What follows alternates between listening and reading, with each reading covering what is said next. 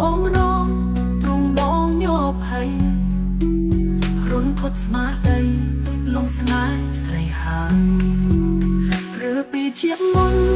យ៉ាងជាគូស្នេហ៍គូពីបុព្វេឲ្យបងជួបស្នេហ៍ដងទៀតមកជាការពិតស្នេហ៍យើងឆ្លងជាតិសូមជួបអូនទៀតគ្រប់ជាតិណាថ្លៃតើជាការពិតដោយការគិតទេបងទុកអិនហើយខ្លាចអូនបានគេណាថ្លៃដឹងចិត្តមកទេថាបងស្នេហ៍ស្រី